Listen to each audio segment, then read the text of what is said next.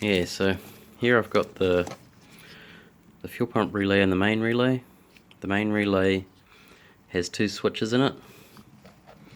So a good rule of thumb is your two thin wires are going to be what makes the magnet in there pull the two switches, and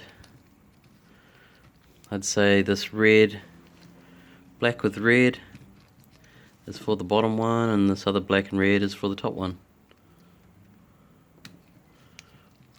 Or it's probably completely different. But it's basically, this main relay has got two switches inside of it. So it's actually making these two wires close together and then the other two wires close together at the same time. It's like turning two switches on at the same time, like going flick, you know, like if you had switches in your lounge and you had one for the other room and one for the lounge, and you flick them both off at the same time. That's what the main relay does.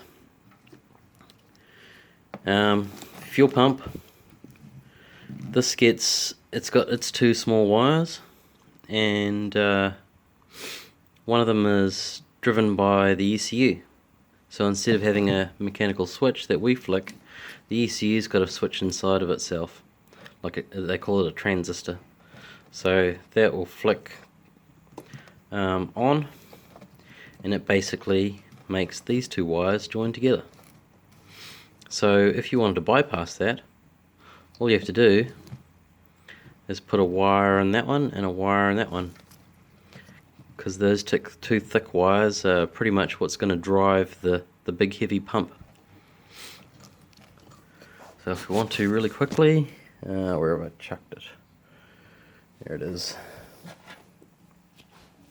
If we listen really closely, we might be able to hear the fuel pump running. No, we won't, because there's no battery hooked on.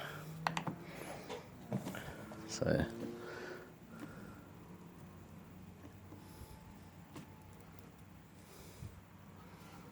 impossible with one hand.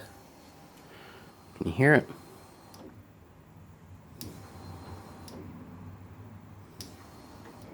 You can also see it sparking. Yeah. Don't run it for too long, because you'll wear out your pump. Oh no, you probably wouldn't actually, because your pump runs all the time. I guess don't run it without running the engine. Then otherwise it's just pushing all that fuel up there into the engine for no reason.